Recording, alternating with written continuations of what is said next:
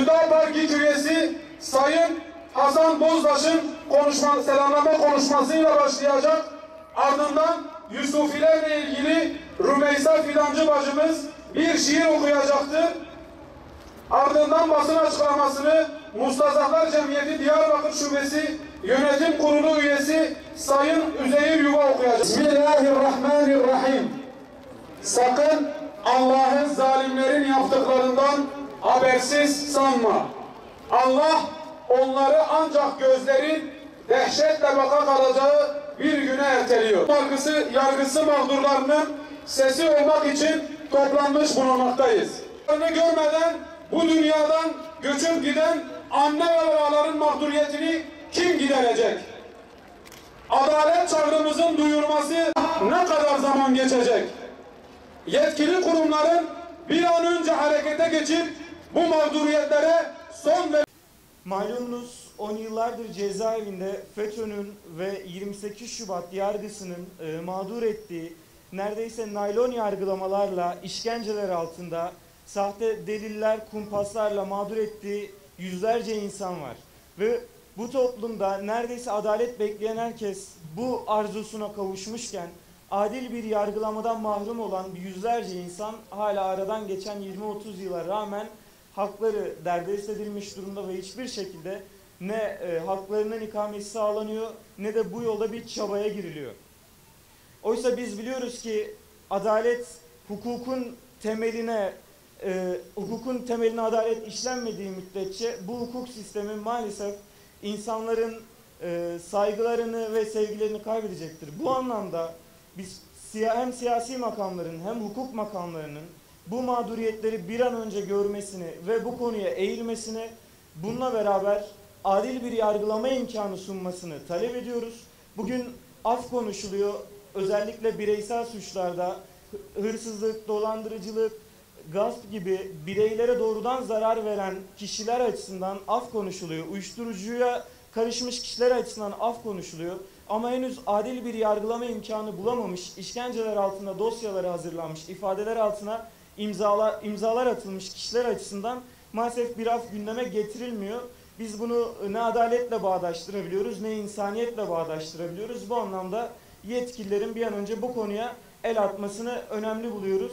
Uyuma, kardeşine sahip çık. Müslüman, uyuma, kardeşine sahip çık. Nasıl anlatsam bilmiyorum. Senin yüce sabrını, destansı azmini, çileli ve o kocaman yüreğini nasıl anlatayım? Söyle Yusuf'um, nasıl anlatayım? Bir halkı kör kuyulardan çıkarmak için kendi bedenini zindanlara yatırdığını defalarca dedim ama anlatamadım Yusuf'um. Ben hayal ederim senin azminden bahsetmekten. Utanırım gözlerine bakmaktan Yusuf'um. Sen ki umutsun, sen ki katıksın, sen ki ömrünü infak edensin Yusuf'um.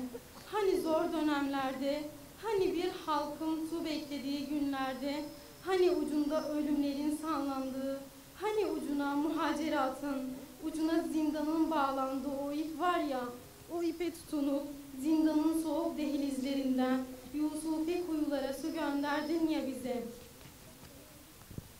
Hani ömrünün baharını cennete sermaye eden o kara gözlerin, o yağız bakışların silinir mi gözlerimin önünden?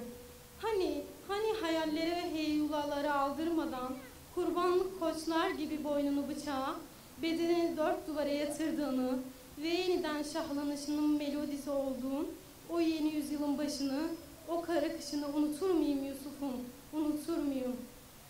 Unutur muyum Yusuf'um? Cami köşelerinde ayaza inat, selamet limanına adam taşıdığın günleri, kıblesizlerin ve secdesizlerin tacizlerini, senin kendini berdel etmeni, penafil ihvan, penafil cemaat oluşunu. Yok Yusuf'um yok. Sen zindanda değilsin. Belki, evet belki sen bir kuyudasın Yusuf'um. Hayal ederim sana nasihat etmeye ama Yusuf'um, hayal ederim sana nasihat etmeye ama Yusuf'um, kervan yola çıktı. Kervan yola çıktı Yusuf'um. Ha bugün, ha yarın.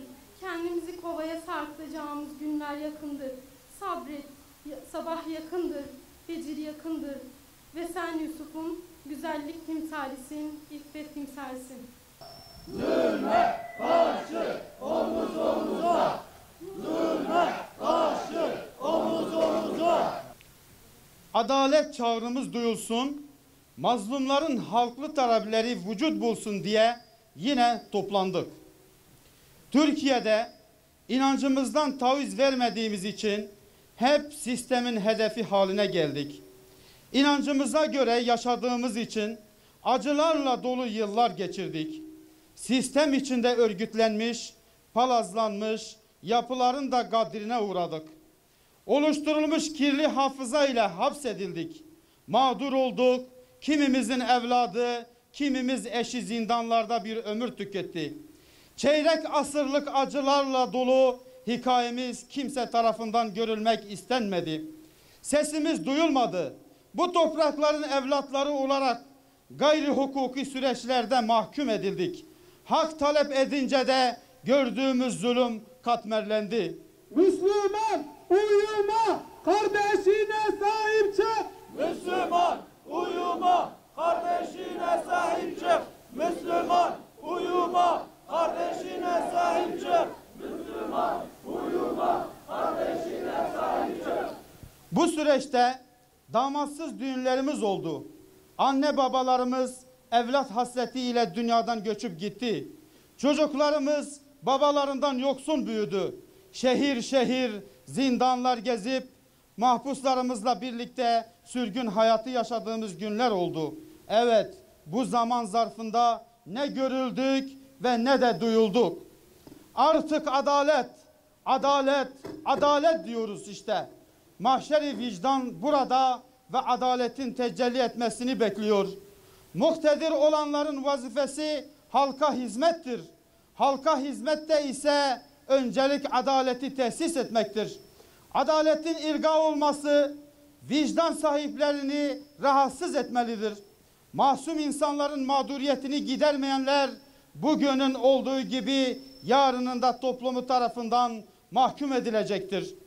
28 Şubat'ın briefingli yargısının kararları yetmezmiş gibi bir de FETÖ yargısının kararları ile mağdur edilen masumlar artık görülmelidir. Bu mahşeri vicdanın talebidir. Adalet günü gelince yenecek bir put olmamalıdır. Adalet kendini ülkenin elit sınıfı gören küçük bir azınlığın hayat bulduğu bir araçta olmamalıdır. Adalet hakkın gözetilmesi ve yerine getirilmesidir. Adalet herkese hakkınca muamele etmektir. Adalet en yüce erdemlerden biri, insanın ve devletin temel davranış kuralıdır. Bu münasebetle tekrar şu çağrıda bulunuyoruz. 15, 20, 25 yıldır zindanlarda olan 28 Şubat ve FETÖ yargısı mağdurları derhal özgürlüklerine kavuşturulmalıdır. Çeyrek asırdır hayatı zindanlarda tükenen mazlumların mağduriyeti maddi ve manevi olarak giderilmelidir. Çıkarılacak yasa ile bu teminat altına alınmalıdır. Uzun yıllardır devam eden mağduriyetlere neden olan sorumlular yargılanmalıdır. Yargıda, hukuk sisteminde adalet anlayışı kurumsallaştırılmalı. Tüm kamu kurumlarının da bunu işselleştirilmesi için gerekli yasal tedbirler alınmalıdır. Her şeyden önemlisi gelecek nesillerin de benzer mağduriyetler yaşamaması için yeni sivil bir anayasa yapılmalı. Halkın inancı ile barışık anayasa çalışmalarına zaman kaybetmeden başlanmalıdır. 28 Şubat ve FETÖ yargısı mağduru aileler inisiyatifi adına teminat altına alınmalıdır. Uzun yıllardır devam eden mağduriyetlere neden olan sorumlular yargılanmalıdır. Yargıda, hukuk sisteminde adalet anlayışı kurumsallaştırılmalı. Tüm kamu kurumlarının da bunu işselleştirilmesi için gerekli yasal tedbirler alınmalıdır. Zulme karşı omuz omuza, zulme karşı omuz. Sahip çık! Müslüman uyuma, kardeşine sahip çık! Müslüman uyuma, kardeşine